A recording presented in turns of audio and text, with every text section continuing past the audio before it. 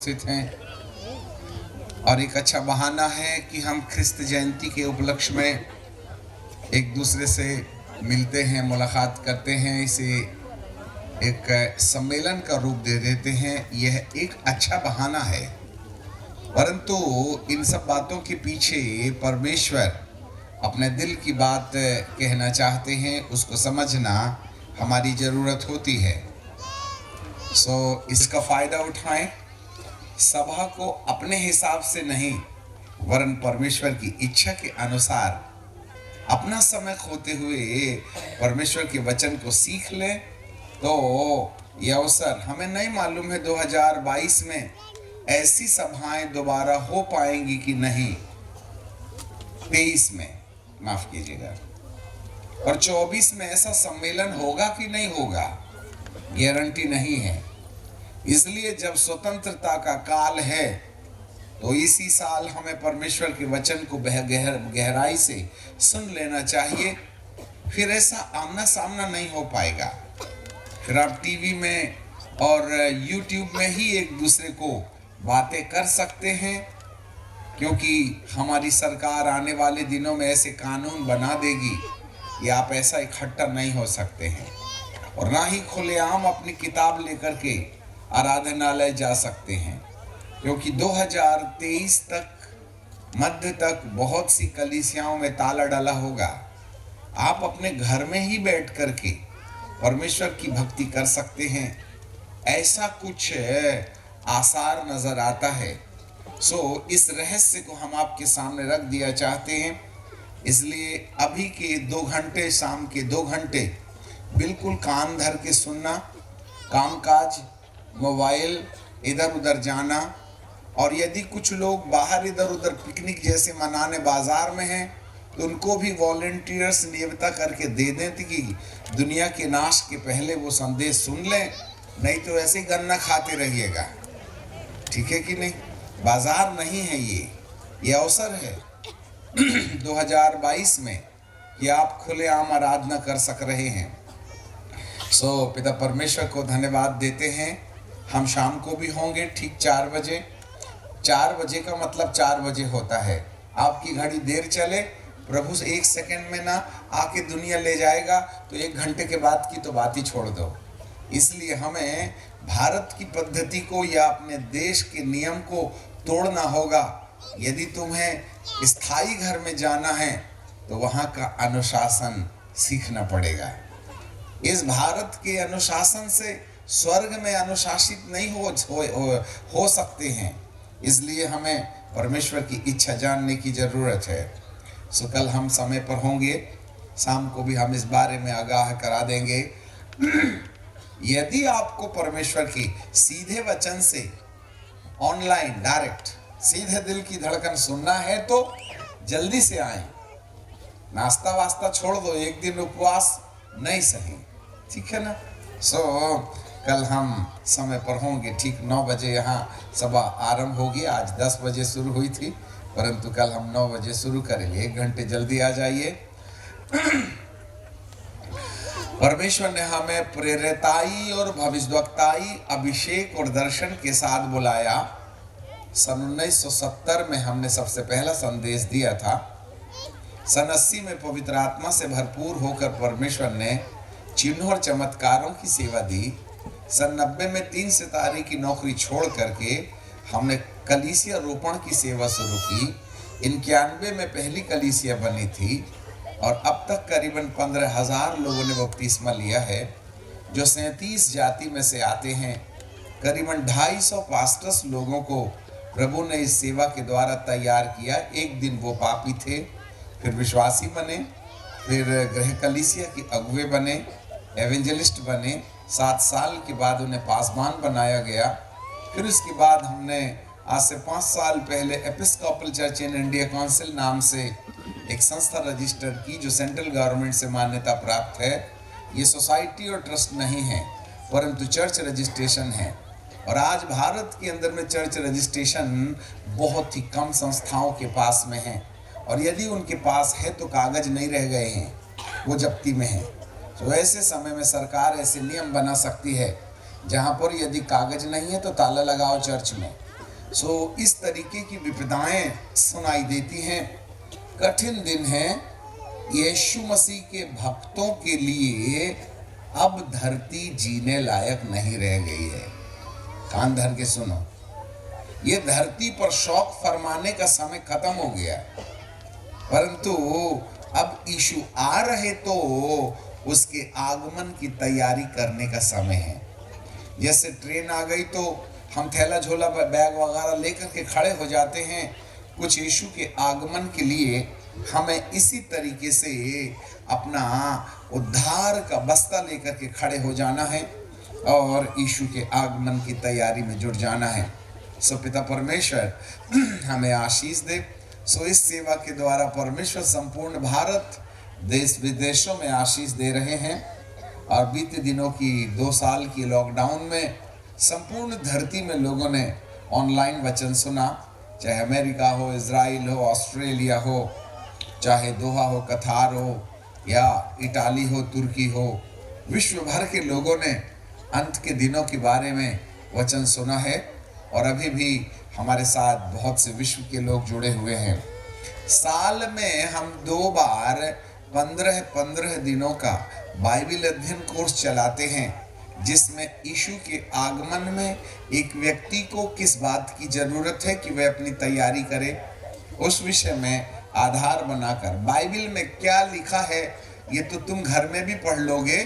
और आज हजारों बाइबल स्कूल हैं, बाइबल में क्या लिखा है समझाने वाले, और हम परमेश्वर के वचन में क्या लिखा है ये नहीं बताते हैं। परमेश्वर क्या आज की तारीख में सोच रहा है उसको सुनकर आपको बताना चाहते हैं। 2 हैं, लोगोस वचन लिखा हुआ जिस पर बहुत से सिद्धांत बनाए गए हैं, परंतु एक आज तुरतम तुरती 2022 के अंत में 2023 में परमेश्वर क्या करना चाहता है, वो तुमसे क्या उम्मीद करना चाहता है जो बाइबल में लिखा नहीं है। वो तो परमेश्वर के साथ गहन प्रार्थना करने के बाद हमें उसके दिल की आहट सुनाई देती है। वो बातें हम इन 15 दिनों में लोगों के सामने रखते हैं। सो हमारा पहला पावर मिनिस्ट्री 10 जनवरी से प्रारंभ होगा और 26 जनवरी को खत्म होगा। सो जिन लोगों को 15 दिन के बाइबल अध्ययन क्रम में भागी होना है, बाइबल अध्ययन नहीं होगा, परमेश्वर की योजना समझने का दिन होगा। गिफ्ट ऑफ प्रोफेसीज, भविष्यवक्ताई अभिषेक के अंतर्गत प्रभु भविष्यवक्ताओं के रास्ते दुनिया में क्या कुछ होगा इसके बारे में प्रकाश देते हैं। सो आपको जीवते जागते वचन सीखने मिलेंगे जो परमेश्वर के दिल में समाये हुए हैं। सो 10 जनवरी को हमारा 15 दिन का अध्ययन शुरू होगा और 26 को समाप्त होगा। इसका एक दूसरा रूप है, दूसरी पावर मिनिस्ट्री है जो सितंबर महीने में 10 तारीख को शुरू होती है और 26 को खत्म हो जाती है। इसके साथ साथ हम 6 महीने का डिग्री कोर्स भी करते हैं। और ये जो डिग्री कोर्स है 1 जनवरी से शुरू होता है 6 महीने के लिए। 1 से 10 के बीच में एडमिशन हो जाता है। 10 तारीख से पावर मिनिस्ट्री के बाद स्कूल को भी हम शुरू करते हैं जो जून की आखिरी सप्ताह तक होता है। ये पहला सेशन होता है। 1 जुलाई से दूसरा 6 महीने का अगला सेशन शुरू होता है जो दिसंबर के आखिरी में होता है। इसमें केंद्रीय सरकार से मान्यता प्राप्त संस्था के आधार पर हम आपको सर्टिफिकेट भी इशू करते हैं। इन दोनों स्कूल में, दोनों क्लासों में, चाहे 15 दिन वाली हो या 6 महीने वाली हो, इसमें जो लोग नहीं आ पाते हैं, प्रभु यीशु मसीह ने 2019 के बाद में चूमना चाटना वैसे ही बंद कर दिया है। 2019 से प्रभु ने लव यू करना बंद कर दिया है। आप ही बताओ, आपकी प्रार्थना से एक भी कोरोना का पेशेंट चंगा हुआ होगा? तो हमारी प्रार्थना से तो नहीं हुआ। अब तुम हमसे ज्यादा पावरफुल होगे तो जरूर आपकी प्रार्थना से कोई कोरोना वाला बीमार चंगा हो गया होगा, तो हम आपकी गवाही सुनना चाहते हैं। परंतु हमने तो अपनी प्रार्थना के द्वारा एक भी कोरोना वाले को चंगा होते हुए नहीं देखा। वो अपनी मर्जी से गया घर गया या फिर कब्रिस्तान गया। ठीक है कि नहीं? तो हमने बीते दिन प्रैक्टिस की, जरा सुनिएगा, बीते दिन प्रैक्टिस की। बहुत से लोग आईसीयू में थे, फोन में दुआ कर रहे हैं, परंतु कम वक्त एक भी बीमार अच्छा नहीं हुआ, या तो मर गए या घर लौट के आए। अब जरा सुनो ध्यान से, हमको पहले मालूम हमारी दुआएं नहीं लग रही हैं,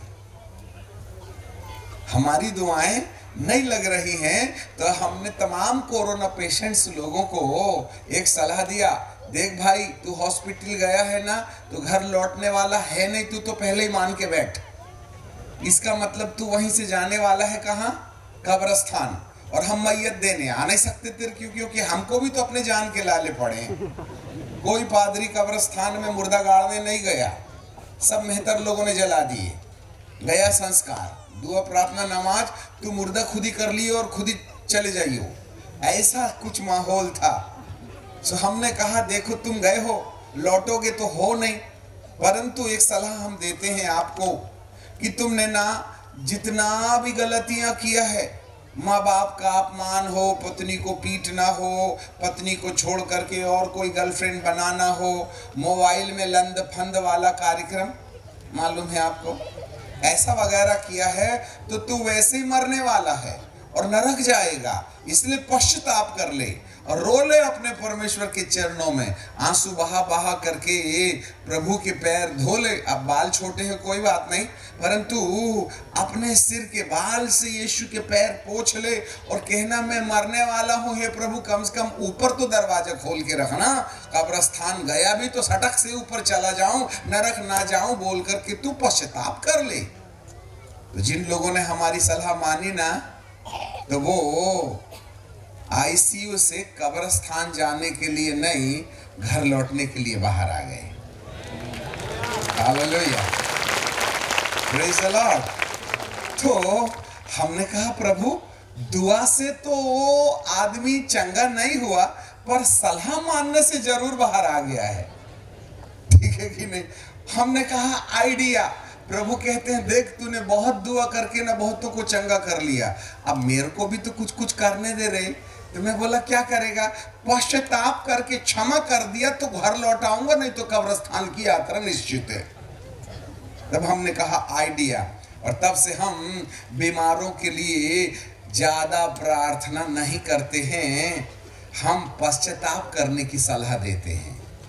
बीती रात एक दर्शन में आसमान से प्रभु यीशु बड़े बादलों के साथ चले आ रहे हैं, और ऐसा कुछ नजर आ रहा है, सफेद घोड़े इर्द गिर्द दौड़ रहे हैं, काले आसमान में लिखा है पश्चाताप पश्चाताप पश्चाताप। खेल खत्म, बदल गए, जिंदगी का भविष्य तुम्हारे हाथ है। ढिठाई करोगे, दुआएं 2019 से लगना बंद हो गई हैं। 22 में तो 21, 20 और 21 में तो दुआएं लगी नहीं, 22 में थोड़ी प्रैक्टिस चल रही थी, परंतु 23 में फिर दुआओं का असर समाप्त हो जाएगा। नवंबर 17 तारीख को दार्शनिक दर्शन देखते हैं, पूरा आसमान काला हो गया है, एक काली चादर के समान धरती पर अंधेरा गुप्त है, और एक हाथ आकाश में प्रकट होता है, और वो काले बादल में कुछ लिखना शुरू करता है। लिखने के लिए कलम नहीं है, हाथ से बिजली निकल रही है, अंगारें निकल रही हैं, और उस काले काले बादल में इब्रानी भाषा में कुछ लिखते चला जा रहा है। वो हिंदी नहीं थी, इब्रानी थी। तब दार्शनिक दर्शन में देखता और कहता प्रभु ये क्या है? डर और भय पूर्ण दशा में ये क्या है प्रभु? मुझे कुछ समझ में नहीं आता। ये तो इब्रानी भाषा है, और अंगार से वो शब्द बादल में लिखे हैं। उंगली ऐसे चलती है, कुछ हाथ नहीं है, कलम नहीं है उसके हाथ में, बस यूं ऐसा ऐसा इशारा करता है, बिजली निकलती है, और बादल में अंगार से इब्रानी भाषा में कुछ लिख दिया जाता है। दार्शनिक को कुछ समझ में नहीं आता है। इससे ऐसे पता चलता है कि जो इब्रानी भाषा में लिखा है इसका इस्तेमाल इसलिए हुआ। यदि हिंदी में लिखता तो भारत में लागू होता, इंग्लिश में लिखता तो अमेरिका में, और यदि मलयालम में लिखता तो केरल में। बाइबल का परमेश्वर कहता है जो बात मैं लिख रहा हूं वो मेरी खुद की भाषा है, इसका मतलब ये भाषा सारी दुनिया में लागू होगी, अपनी अपनी भाषा में भाषांतरित कर दीजिएगा। This is the world wide message. किसी देश के लिए संदेश नहीं है, क्योंकि जैसे मूसा के लिए अंगार से चट्टान काट करके उसने 10 आज्ञा लिखी, वैसे ही आसमान में काले बादलों के बीच में उंगलियां बिजली की चमक के साथ अंगार से इब्रानी भाषा में कुछ लिखती, परंतु दार्शनिक को कुछ समझ में नहीं आता। हे प्रभु, इसका अर्थ क्या है? तब एपिसोड बदलता है और प्रभु आत्मिकता दर्शन में ले जाते हैं। सुबह 5 बजे की बात है, 4:30 से 5 के बीच में दर्शन में ले जाते हैं। एक बड़ा भारी दरवाजा है और दरवाजे के उस ओर एक चमकते सिंहासन पर प्रभु यीशु मसीह बैठे हुए हैं और उनके चेहरे से चमकती रोशनी निकल रही है और संपूर्ण धरती में उजियाला हो रहा है।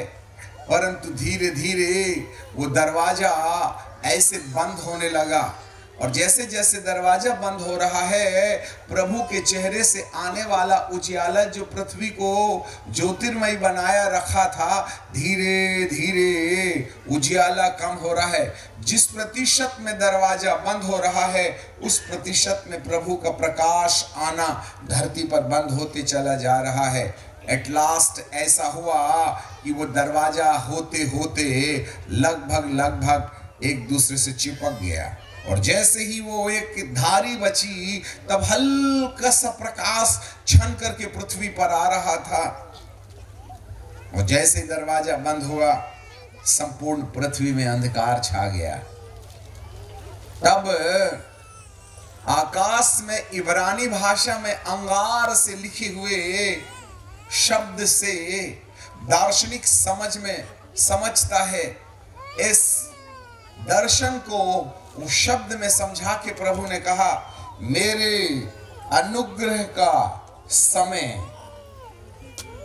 सब लोग ध्यान से सुने, वहां लिखा था मेरे अनुग्रह का समय काल खत्म हुआ। My grace is over। मेरा अनुग्रह खत्म हो गया, ऐसे लिखा था उसमें। आधे लोगों को समझ में आ रहा है, बड़ी भीड़ आसमान को ताक रही है। कुछ लोगों को समझ में आ रहा है, कुछ लोगों को समझ नहीं आ रहा। तो दार्शनिक कहता है जिन्हें समझ में आ रहा है एक तरफ हो जाएं और जिन्हें समझ में नहीं आ रहा है दूसरी तरफ हो जाएं। जो लोग आकाश में लिखी बातों को समझ पाए वह 20-30% थे और 80% लोगों को ये बात समझ में नहीं आई कि आसमान में क्या लिखा है। जरा कान धर के सुन लीजिएगा। ये आकाश में अंगार से लिखा था, मेरे अनुग्रह का समय खत्म हुआ। ये 17 नवंबर की बात है। उन समय से हम लगातार लोगों को चेतावनी दे रहे हैं। इसको शांत कर लो। लगातार हम लोगों को YouTube में, संपूर्ण धरती में फोन लगा करके उन्हें चेतावनी दे रहे हैं कि अनुग्रह का काल खत्म हो गया है अंदर वालों के लिए। आज हम केवल दर्शन की बातें बताएंगे। दर्शन की बातों से जिसके कान हो वह सुन ले, आत्मा कलीसिया से क्या कहती है। जिसके कान हो सुन ले। और यदि आज आप ऐसे नाचते गाते रहिएगा ना, तो 2023 में ये पैर नहीं थिरकेंगे। इसलिए नाचना गाना बंद करो। गंभीरता से प्रभु की बातें कान धर के सुन लीजिएगा, अन्यथा बाद में समय जब खत्म हो जाएगा तो पश्चाताप का मौका नहीं मिल पाएगा। दर्शन के दूसरे आयाम में ये समुद्र दिखाई दे रहा है, ये पृथ्वी दिखाई दे रही है और उसके किनारे में समुद्र है और उस समुद्र में एक बड़ी नाव है। और उस नाव में ठीक बीच में एक दरवाजा है, बीच में एक दरवाजा है, और उस दरवाजे में के right hand side, left side में प्रभु खड़े हैं। जरा सुनो, प्रभु खड़े हैं और एक बहुत बड़ी घड़ी उनके सामने है, और वो घड़ी उनके कमर या छाती तक आती है। लेफ्ट साइड में प्रभु ने घड़ी के ऊपर हाथ रखे हैं, और राइट हैंड साइड में पुराने जमाने में जो कंडील होती है ना, लालटेन, क्या बोलते हैं उसको, पुराने जमाने की लाइट वाली लालटेन ऐसा पकड़े हुए हैं, और उसके बाजू में दरवाजा है, और प्रभु ऐसा करके लाइट दिखा रहे हैं, आ जाओ, अभी दरवाजा खुला है, अभी दरवाजा खुला है। और इस लेफ्ट साइड में घड़ी है, और घड़ी का कांटा 11:59 के 30, 32, 40, 45 सेकंड हो गए हैं। सेकंड्स में थोड़ा सा अंतर है, बस कांटा 12 में आने वाला है। ऐसे करके प्रभु लाइट दिखा रहे, और रोड के किनारे पानी के उस तरफ किनारे में कई लोग मोबाइल खेल रहे हैं, कई लोग गा रहे हैं, कई लोग डिस्को सुन रहे हैं, कई लोग बीड़ी पी रहे हैं, कई लोग बॉयफ्रेंड गर्लफ्रेंड कर रहे हैं, कई लोग हंसी मजाक कर रहे हैं, ठट्टा उड़ा रहे हैं। प्रभु लालटेन दिखा करके कह रहे हैं, अभी भी 30 सेकंड्स बचे हुए हैं, आ जाओ। जैसे दुकान का शटर ऊपर से नीचे बंद होता है, ये वाला दरवाजा नीचे से ऐसे करके उठ रहा है, जैसे उल्टा शटर ऊपर जा रहा होगा। देखते देखते लोगों ने मोबाइल बंद नहीं किया, प्रभु इंतजार करते रहे, कंडील दिखा करके, लाइट दिखा, घड़ी दिखा करके, परंतु आने वाले लोगों की संख्या कम थी। जो आ रहे थे वो सब नाव के नीचे डेक के अंदर घुस जा रहे थे, और वह महफूज थे। और जैसे ही कांटा 1 में आकर के 12 में आकर के खड़ा हुआ, प्रभु यीशु ने कंडील नीचे कर दी, और ये दरवाजा नीचे से शटर ऊपर जाने लगा, और नाव का दरवाजा बंद हो गया। प्रभु जो बाजू में खड़े थे अब नाव के ऊपर दिखाई दे रहे हैं, और नाव अब किनारा छोड़ करके इस समुंदर को पार करने के लिए चली। नाव के अगले और पिछले हिस्से में जो ऊंचा भाग होता है, वहां पुराने जमाने में जैसा क्रूस में गोल लगा रहता था, ऐसे दोनों नाव के हिस्से में क्रूस नजर आ रहा है।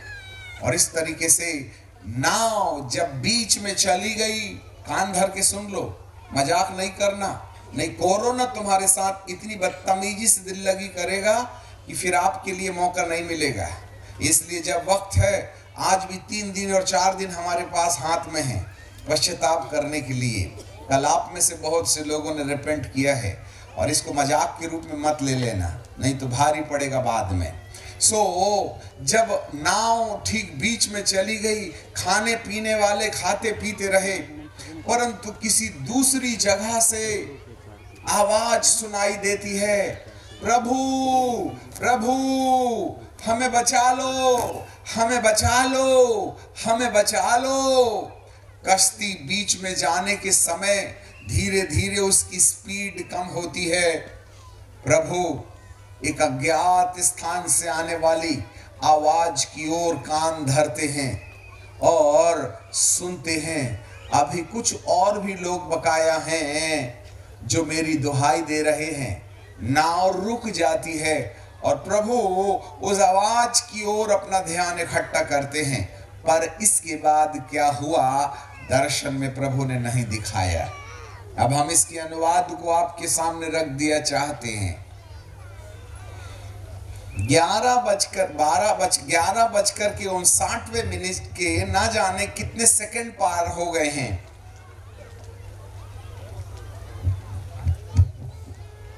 प्रभु अब तक अपने अनुग्रह की रोशनी दिखा दिखा करके तुमको कहते रहे सुरक्षित हो जाओ, अंदर आ जाओ, अंदर आ जाओ।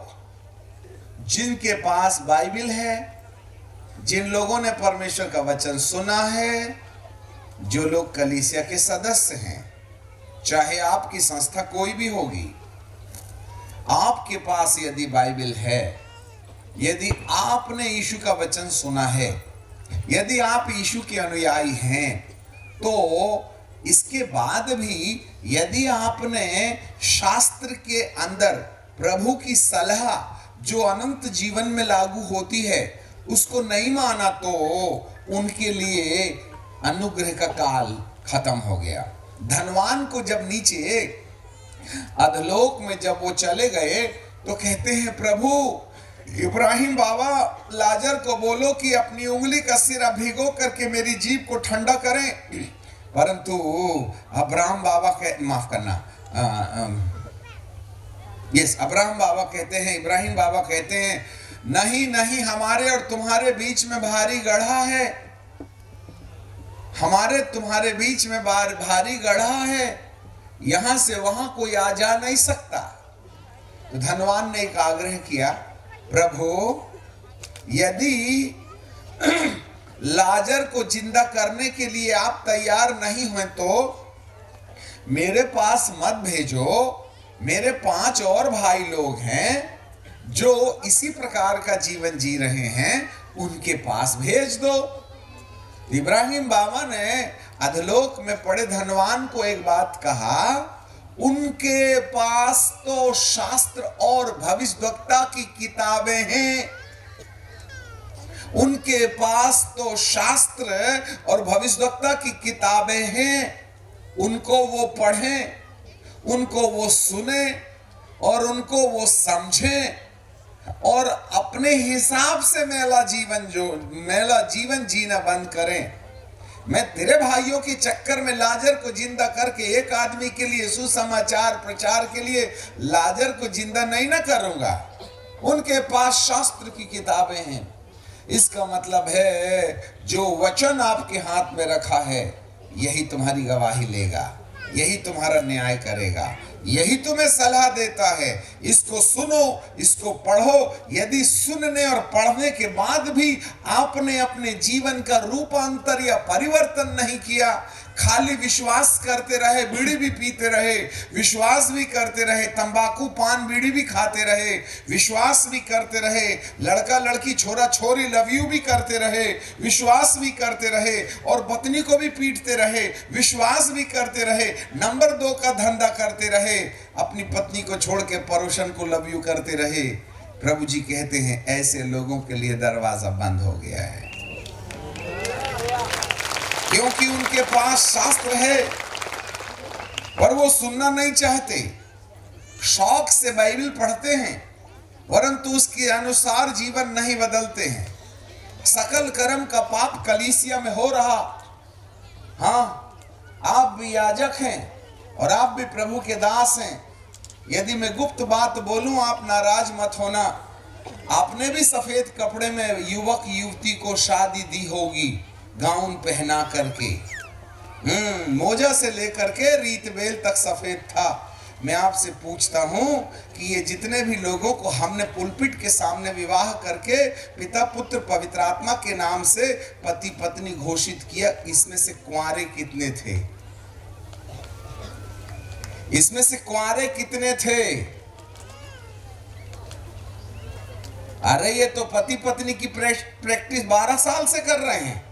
वो तो फंस गए बोल करके शादी की मजबूरी आ गई और हमने उनको गाउन पहना करके ये वेदी के सामने उनको पिता पुत्र पवित्र आत्मा के नाम से पति पत्नी घोषित कर दिया, जबकि वे 5 साल से व्यभिचार कर रहे थे। इसका हिसाब आपसे लेगा परमेश्वर, क्योंकि तुमने उनको उचित शिक्षा नहीं दी है। मुझे बताइए, एक याजक बोल दे लड़का लड़की शादी के पहले लव यू नहीं करना चाहिए बोल के आपने वार्निंग दिया था, उसका हिसाब तुम्हारे लेखे में आएगा। आपको भी तैयार रहना चाहिए।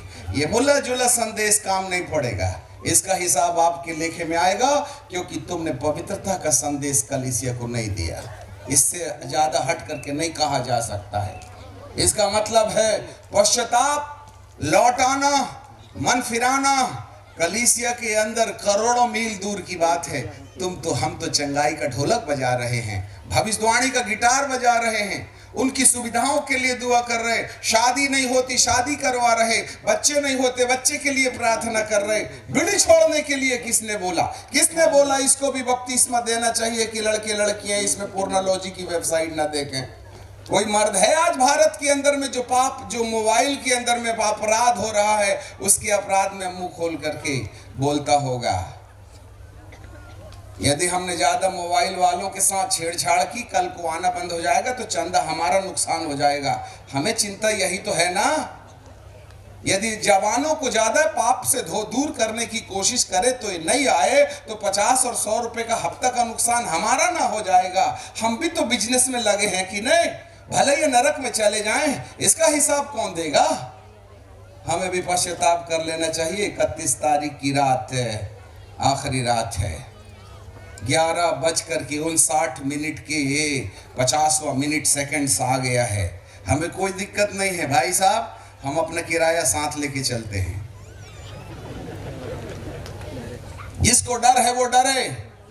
यूहन्ना बपतिस्मा देने वाले को डर नहीं है। ये अभिषेक का कमाल है।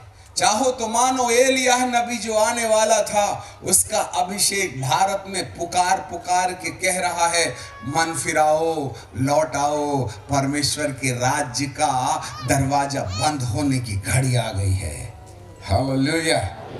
मेरे प्रियो, ऐसा कुछ दिखाई दे रहा है। मेरे प्रियो, ये था प्रभु उन लोगों के लिए अनुग्रह का दरवाजा बंद कर रहा है जो वचन जानते हैं पर वचन के अनुसार नहीं चलते, वचन सुनते हैं, सुनाते हैं, उसके हिसाब से काम नहीं करते। ऐसे लोगों के लिए अनुग्रह काल का दरवाजा बंद हो जा रहा है। ये था 17 नवंबर। प्रभु ने हमारे हाथ में कुछ समय दिए थे। मेरे प्रियो, अब वो भी समय काल मानो खत्म हुआ चाहता है। बहुत से दर्शन है, शाम को भी आइए।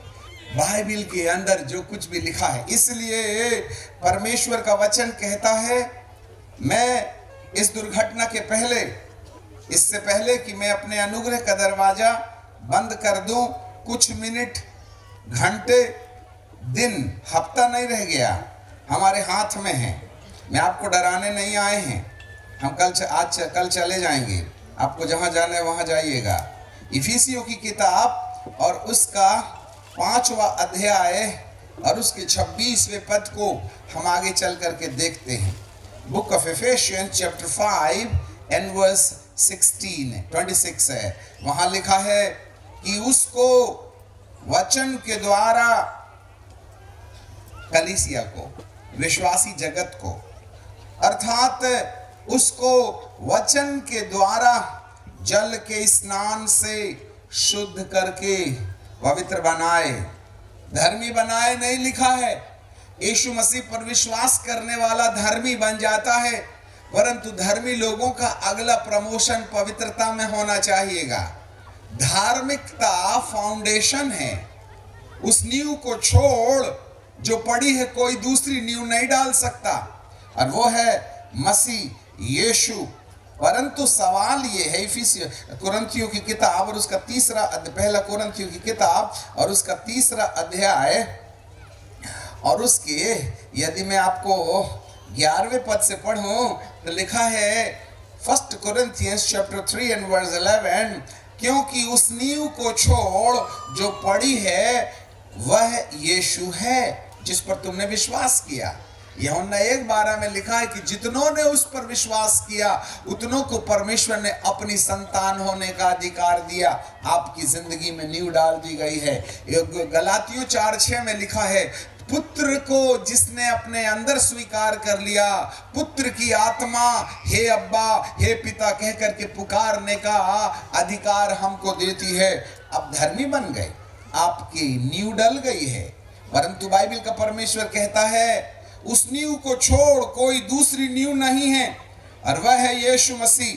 पर यदि उस नींव पर 2 प्रकार के रद्द रखने की बात पौलुस बाबा कहते हैं, यदि उस रद्दे पर, उस नींव पर सोना, चांदी और बहुमूल्य पत्थर जो आग में नहीं जलते हैं, या काठ या घास या पूस कर रद्दा रखे, तो हर एक का काम काम काम विश्वास को माफ कर दीजिएगा। हर एक का काम प्रकट हो जाएगा, क्योंकि वह दिन उसे बताएगा जब यीशु मसीह आएगा अपनी अग्नि के साथ में। इसलिए आग के साथ प्रकट होगा, और हर एक का विश्वास नहीं रे दादा, विश्वास नहीं रे दीदी, विश्वास नहीं रे भाई। आग हर एक का काम परखेगी, जिसका काम उस पर बना हुआ स्थिर रहेगा वह मजदूरी, मजदूरी, अनुग्रह नहीं, मजदूरी, मजदूरी, बोलो मजदूरी, जोर से, जोर से, जोर से, 3 बार। हाँ, मजदूरी, कर्म करोगे, 10 दिन काम करोगे तो 10 दिन का पगार मिलेगा, 1 दिन काम करोगे तो 1 दिन की मजदूरी। हाँ, इनाम और मजदूरी में अंतर है। There is a difference between the gift and the award. प्रकाशित वाक्य 22:12 में लिखा है, लिखते जाना, भले मत खोलो, पेन डायरी रखो ना, दिमाग कोई कंप्यूटर तो है नहीं कि जो बोल दिए रट जाएगा तुमको, ठीक है। लिखा है, जब ये देख मैं शीघ्र आने वाला हूं, हर एक के काम के अनुसार बदला और प्रतिफल देने के लिए मेरे पास है। बदला नेगेटिव है, प्रतिफल पॉजिटिव है।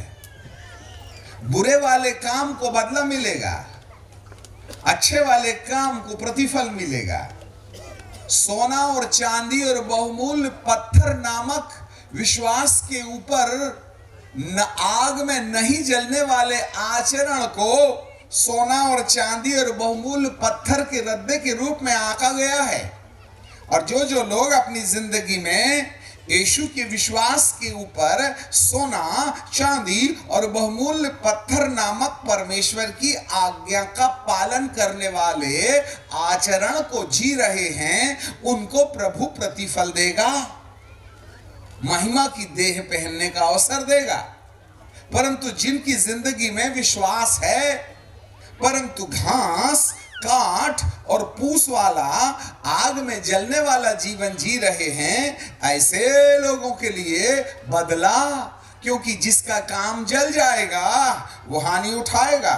बीड़ी मसी, दारू मसी, लंद मसी, पंद मसी, मोबाइल मसी, लड़की मसी, चोर मसी, चंडाल मसीह, ये जितने भी यीशु मसीह के मानने वाले हैं, उनकी जिंदगी में काम के आधार पर ये अग्नि आकर के उनको बदला देगी, प्रतिफल नहीं देगी।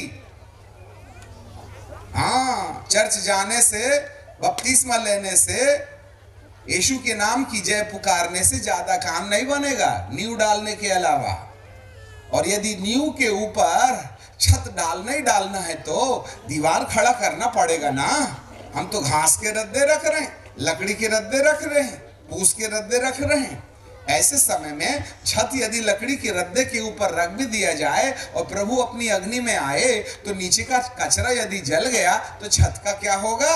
कब्रिस्तान का गड्ढा खोदना थोड़ी ना पड़ेगा, लेंटर तो हमारे ना सिर में गिरेगा। पिलर मजबूत होना चाहिए ना। हाँ, बाइबल का परमेश्वर कहता है, एक ऐसी कलीसिया, इफिसियों की किताब में फिर आ जाएं, एक एक बात में उलझ जाते हैं। उसको, कलीसिया को पवित्र बनाए, धर्मी नहीं। आज धार्मिकता के संदेशवाहक करोड़ों पाए जाते हैं। धर्मी, kingdom of God, but nobody is talking about the kingdom of haven. सब स्वर्ग, सब परमेश्वर के राज्य की बातें कर रहे, स्वर्ग के राज्य की बातें करते ही नहीं।